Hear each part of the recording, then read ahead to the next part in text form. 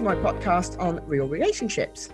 My name is Sophie Passon, and I am a relationship expert, international speaker, and best-selling author of the book Your Other Half. I decided to start this podcast because, in my opinion, relationships are currently not being portrayed as what we really are. Whether you're watching the news, social media, the perception given to people is wrong. And my aim is to talk about what happens in the real world, talk about real stories, and listen to what real people think, do, or go through, as opposed to creating expectations of something that doesn't actually exist. I may not agree with everything that is being said by my guests, but it is their chance to express their opinions and their stories. And here today we have Nikie Forster. Hi, Nikie. Hi there. Thanks ever so much for having me on, Sophie. No problem at all. And what we're going to talk about is, in terms of the relationship that we have with ourselves, we're going to talk about learning, personal development, training, and growth in general. So before we get into that, can you tell us a little bit more about yourself, please? Yeah, absolutely. So as you rightly said, it's Nikie Forster, and my company is Curious Lighthouse Learning Consultancy, which I've had for the last 3 years. But prior to that, I worked very much in the corporate world and worked as a trainer, a facilitator, a mentor, an L&D specialist. All those kind of things rolled into one. Didn't really matter what the name was. It was always very similar in terms of helping people grow and develop, and that's really what I'm passionate about. I love it when I'm able to talk to somebody and just help them along their journey a little bit. So I live in Hampshire with my husband, my son, and my dog. And I class myself as being passionately curious about learning. Okay, thank you. So let's just talk to start off with about personal development and what it actually is. Because just before we started recording this, we had a little bit of a debate because what personal development is to one person is not necessarily the same thing to the other. So what is it to you? Yeah, really good question. And you're absolutely right. It is completely different to different people. In my world, a lot of what I deal with when I talk about development, it's development to increase your skills, your knowledge, and your behavior in order to do your job better. However, that has a natural impact on people to explore more about themselves and more about the way in which they function, whether that's in work or not. And we were just talking about an example of personal development. I said, well, personal development could be learning to play the piano. And for me, that would be a very personal thing to do. But I know that you have a slightly different take on it. A new skill and it's a hobby. Exactly. So you're right. And that term personal development, I think back in the kind of 80s, there was this big boom around self-help, and you went into Waterstones or Smiths and you used to see the bookshelves and they had the big self-help titles on it. And that shifted in the 80s and the 90s towards self-development. So there is that kind of, well, what does that mean? Does it mean me in my work environment, or does that mean me personally? And there's so much more now available for people to think about what they want to develop within themselves. But a lot of what I deal with is dealing with themselves in a work environment. And to be fair, I actually think it's become a bit of a buzzword, like narcissist at the moment. That's come up from nowhere, and it's just the latest. Everybody's a bloody narcissist. It's just the buzzword of the moment. I think that for me, personal development, whether you learn a skill in a work environment or not, you're still going to be a better person at the end of it. Let's not forget that so many times we can transfer all of those skills anyway. Definitely. I mean, one of the things that I find myself doing a lot of is personality profiling. And talking people through particular models in order to get them to think about their natural instincts for how they interact with people. Now, I do that again in a work environment, but you take that with you back home, and you go talk to your other half or even the dog, and start to work out, okay, well, if this is me, then that's why I get on with Bert so well, or that's why Fred's a pain in the ass. And you understand that you're coming from different places. So yes, I think everything is transferable, both from the work environment into the personal, but also the stuff that you learn in the personal world is also transferable into work environment. Yeah. So where and how does our relationship with learning and development begins then? I personally think it starts way back when we're kids in school. Mm-hmm.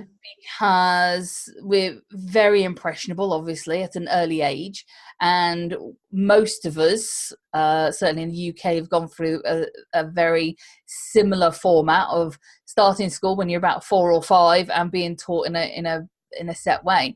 And some teachers you will love and some teachers you will hate, and that's partly down to your personal preference, again, even at that age, as to whether you like structure or whether you like freedom, whether you're creative or you like the theory.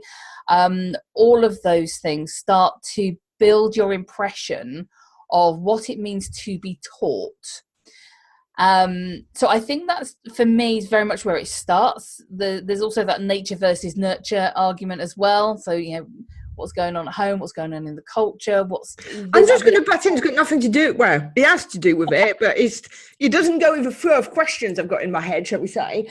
It's just, we went talking about it, but I know about something that you have, which is how you have different types of people to train as opposed to different types of people to train. And what you were saying about being at school and stuff, I used to be a very, very, sitting on the first row, always first of the class because I worked very hard. You wouldn't hear a pip coming out of me, or it was very rare. I really was not what would have classed as a troublemaker or an issue. But it became very clear as I was in the workplace that actually it was classed as a troublemaker. And if you put me in an environment of training, I was often the grumpy one who didn't want to partake in group activities and couldn't be bothered. But in the next breath, as soon as we started such an activity, I would take over and lead. So do you think that we can change how we are, or is it, like, as you said, because of a nurture versus nature? What are your thoughts on that? I don't think we're set. I don't agree with this idea that, once you're 7, you are what you are. That's what they used to say, wasn't it? I think that it's very much context driven, and also very much down to, in that particular scenario that you gave, where if you were in a workplace and you went into a training environment, you might have some preconceived ideas about what that was going to be like based on past experiences. The topic may not have been explained to you well enough, so that you might think, well, what's the point in being here?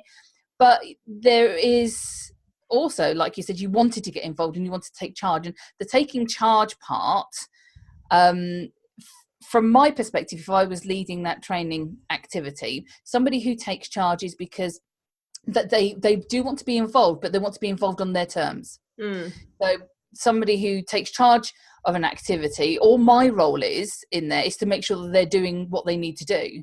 I don't need to be in charge as a facilitator. I'm more than happy for my learners to actually take the ropes and run with it. And I think there is a really interesting kind of fine line between the skill of a trainer and a facilitator versus what the learner will get from any session that they attend. And I mentor trainers, and newer trainers will try lots of different types of things because they're learning it. Not all of them are going to be suitable for everybody. Somebody who's more experienced will gauge the group a lot more quickly and will be a lot more flexible in the way that they do stuff. So I think as well, there's also certain subjects that are not exactly riveting. Health and safety risk assessments. I remember thinking, Jesus Christ, 3 days of that. When did I scratch my wrist? Yeah. There's also then bringing that kind of a step back is, again, in the workplace, there is this notion that there is a set way of doing things. So traditional companies will see bums on seats as being a win for training. Mm-hmm.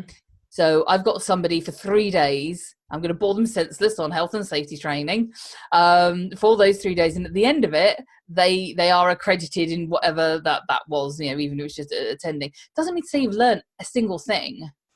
Yeah. Whereas more progressive companies, and certainly where I work with certainly people that deal with this more, it's about working out, well, what is it that person actually needs to know? Do they need to know 3 days worth of this? When are they ever going to use it all?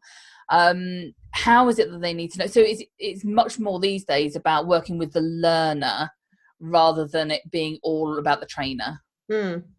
I think it was also certainly an element of ticking the box, in terms of, I recall going back to this risk assessment thing.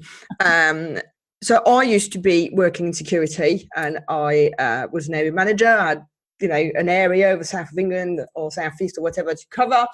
And just to give a particular example relating to this health and safety stuff, because actually it's quite funny, I think. We had a particular site, which was a garden centre. And the alarm used to go off every single night, which we believed to be rats. And it was rats. So the garden centre, in their wisdom, acquired a cat. So then it wasn't the rats that were setting off the alarm. It was a bloody cat that was chasing the rats, right? But them introducing a cat created an absolute joke of a nightmare for me, because I then had to take into consideration the cat. For the health and safety risk assessment, was the person attending allergic to cats? Were they scared of cats? Was the cat well fed? Do you know what I mean? Yeah.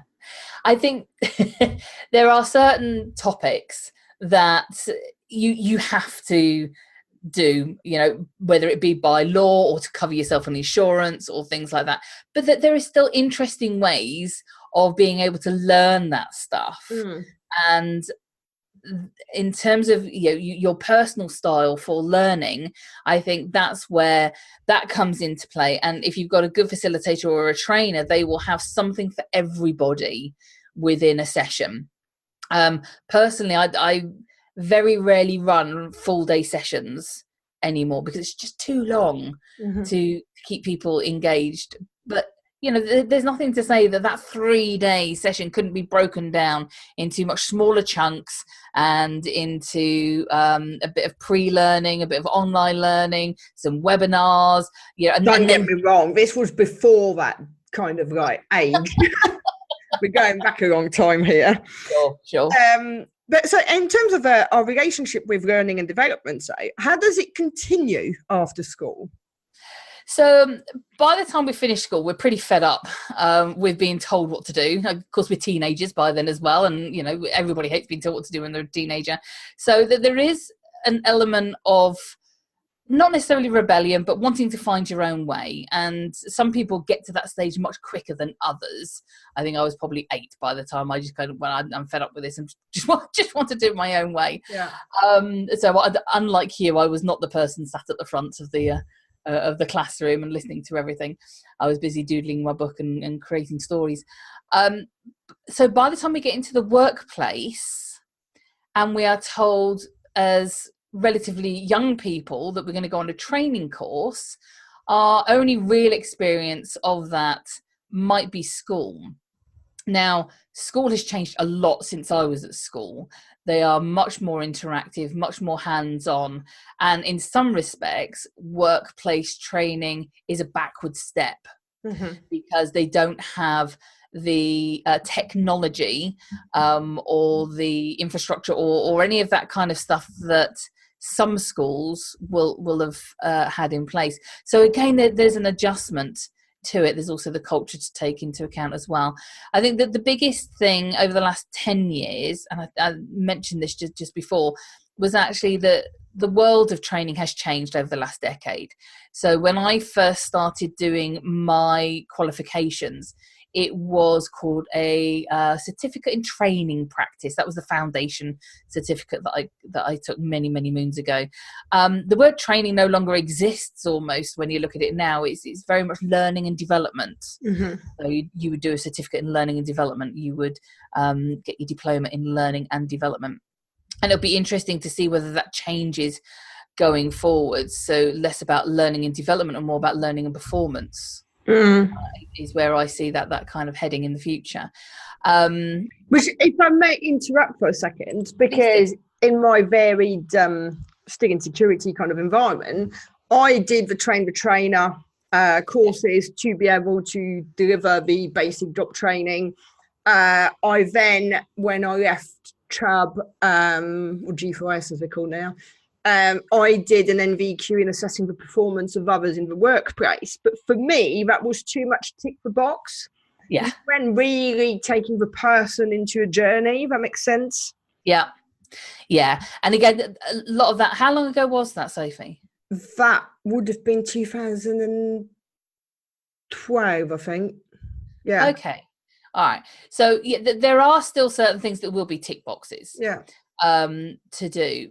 But what I would like to think is that a lot more learning of new skills is done taking into account the learner and taking much more into account the fact that we have a have you come across Generation X, Generation Y, the baby boomers? Have you heard of Generation C? I think I have, but please enlighten me anyway, because I can't recall necessarily. No, absolutely. So Generation C, it gets called lots of different things actually, so you may know it by a different name. Generation C is not based on age. It's not based on when you were born. It's based on how you interact with things. So it's about people who want to consume content and create content, and who are curious about things and who want to consume goods online. So they'll use YouTube as a search engine, for example. Mm-hmm. They'll use Netflix and Amazon is their main TV source rather than the BBC. Yeah. So it's very much about what information do I need and where am I going to get it right now? Not in 3 weeks' time when there happens to be a 3-day course on something. I want to know something and I want to know it right now. So that's one of the biggest challenges that I think is facing companies at the moment, is that there is a high proportion of Generation C in the workforce that aren't being catered for. And again, when you think about personal development, so whether inside of work or outside of work, it's exactly the same. I was taking a trampoline down at the weekend, and I do on Google, how do you dismantle a trampoline? Just for a laugh, is it as difficult as putting one up?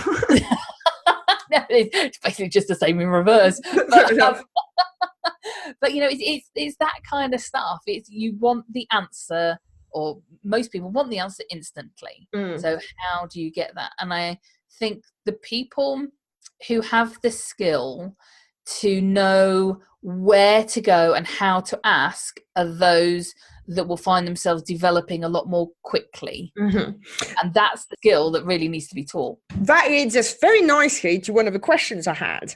So in the universe, everything and every single anything either expands or contracts. That can be metal with heat. That can be a flower. It will either grow, it will die. There's no in between. And it's the same for people. However, there are a number of people around the world who seem to believe that actually they know everything and they don't need to grow. Do you come across those in your trainings, or do you how do you handle those, shall we say? I love people who have this confidence in their knowledge and ability, and the first thing I do is just engage in conversation with them. So it really depends on whether I'm meeting them for the very first time when they first turn up and we are starting a session there and then, which can happen if something has been arranged and I haven't had time to get to know people. But normally what I would do is I would do some pre-work and just kind of find out a little bit more, and the types of people that are going to turn up then. So let's say it's like a blind date. Everyone's turning up, you don't know them, and you get somebody who comes into the room who you can tell by their body language that they don't think it's the best use of their time to be there, and you can tell by the way that their answers that that they think they know everything. I always do some form of knowledge check at the beginning of a session, so get them to stand up, and on a scale of 1 to 10, go and stand up there if you're an expert in this, go and stand down the bottom if you haven't got a clue what on earth we're on about. And people will juggle themselves around in their own way, and the person that's 10 at the end is then just working out, so tell me, what is it that you know about this topic? And then you can work out from that conversation, do they actually know it? Or do they believe that they do? Yeah. 15 years ago. Yeah. You know, or do they know it, but they're self-taught? Or do they know a little bit about it, but they just don't want to be there? So they're being a bit pig-headed about it. Now, if they genuinely, I tend to deal more with soft skills, so it's more about behaviors, about being a manager, about you know, all that kind of stuff. If let's say they've been a manager for 15 years and they're coming on this course which is all about delegation skills, just as a complete random thing, so yeah, I know I'm brilliant at delegating, then I'll just get them to say, fantastic, give me a couple of examples of how you would delegate so I can listen to the language that they're using and all that stuff. And what I might say to them, depending on their answer, so if I think, actually, yeah, I'm not sure why this person is here, then I might say to them, wonderful, I'm going to start an exercise very shortly. I'm going to come and have a conversation with you. And in that conversation, I will say to them, why are you here? If they say, my manager sent me, it's compulsory, that then what we'll do is we'll have a chat about, okay, if it's compulsory, and I don't tend to do compulsory, to be honest with you, I don't agree that with my clients. But if that was the case, if they said it's compulsory, I have to be here, then I said, well, how can we make today the best that it can be for you?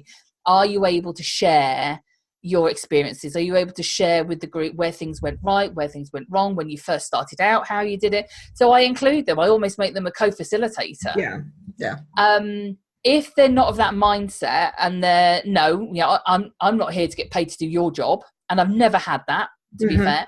But if that was the case, then I would say, fantastic. If you want to head back and go and see your manager and just explain to them that you don't feel as though you should be on the course, and I will follow up with your manager afterwards. Because that's not my responsibility to do that there and then and disrupt the rest of the session for the people. But then they've also got a conscious decision to make. Do I go back to my manager and tell them, no, I don't want to be in that course? Or do I get myself involved in it? I think people just want to be heard. No, this is it. And once they're heard, they will either engage in a way that makes the most of the session for them and hopefully pass on their knowledge to others. Or they'll come. What usually happens is they come to me at the end of the session and say, I'm so glad that I came, because actually the stuff that I've been doing, I've learned some new bits and pieces that I can add into it. That's what I usually get. But you have to spend a lot of time with them at the beginning, building that relationship. And then that's only fair to them as well as to the rest of the people in the room. No, definitely. And do you think that people need to be inspired in order to enjoy learning or training, personal development? Or do you think that they have to reach a particular point in their lives or in their careers? I think personal development, there will be a right time for everybody to do some form of development. So, for example, when I was at school, as I said, I wasn't probably the best pupil in the world. I was there to see my friends rather than learn. And I didn't learn well the way that school taught back in the 80s. That's when I was at secondary school in the 80s. It just didn't work for me. It wasn't very hands-on. It was all kind of writing stuff down. So I didn't really do anything until I was what they class as a mature student. So I went back to college in my 20s and did media studies, and then kind of fell into training. And from there on, I've now got postgraduate degree level qualifications in learning and development. But all my qualifications that you'll see on LinkedIn or on my CV are all professional qualifications. So coaching and mentoring, learning and development, NLP, personality profiling practitioner, all as that kind of as opposed to a degree in engineering or anything like that. And there was a consideration about going to do a degree, but again, it's not my way of learning. So the timing had to be right for me to develop, and I think that's probably right for most people. I think those people who engage with a particular way of learning, so the way that school teaches, will probably find it very easy to continue their education onto college or university if that's what they want. My husband, for example, has a master's degree in astrophysics. He loves that stuff. He's more than happy to devour a book or spend hours on Wikipedia and working out something. It holds no interest to me whatsoever. Yeah. So trying to answer your question there, is there a right time, or do people need to be inspired? I think a little of both. There will be moments in your life where you want to develop, and that's the point at which you then go searching for it. People can't tell you to develop. People can't tell you to improve. There has to be something from within. However, there are people out there that are so inspirational and motivational, whether it's their intention or not. People will get inspired by that, and they will naturally then start to look more into a topic or a situation. When you look at things like TED Talks, for example, or your podcast, where people are listening and they think, that sounds really interesting, I'm going to go and find out more about that. So yes, I think people can be inspired. Do they have to be? Not necessarily. People can bimble through life quite happily not knowing anything. If they're happy in that way, then that's fine. But they will probably find at some stage they want or need to develop in order to take it more. Yeah. And why do you think it's important to invest in yourself or in your staff if you're in that position? Development is key. So from a business perspective, I always find it fascinating that when times are hard, training and learning and development are usually the first to go. Training and security. yes, and security. Yeah. And it is a very short-sighted move, because of course what happens is as soon as the company starts to change, then people's roles change. They need new skills. They need to behave in different ways, and of course you need to have some kind of infrastructure there to help people do that. And if you've got rid of your learning and development team, then you've got nowhere to go, and then you start spending even more money getting in externals. So I think that there's a couple of things though. There's not just having a team or a person in place to help. I think it's about the culture of a company, and for the people in the know, and not necessarily the people that are highest up, but the people that are in the know about their teams and about what their teams need, is to foster a culture of allowing people to learn and fail to a certain extent, as long as learning is then acquired from that failing. And to be able to try out new things. I mean, one of the kind of key... confidence as well, isn't it? You're giving someone a bit more confidence in themselves. I mean, I recall someone being on a course who was petrified because he wasn't very good at school because various things, and as we said earlier, he put him back in that situation. And actually, once it finished the course, he wanted to go on more, shall we say. Yes. So it opened him up to a new world. That's it. If you don't do anything, you're never going to know anything. So it's always about expanding your horizon, and that in itself will expand your confidence.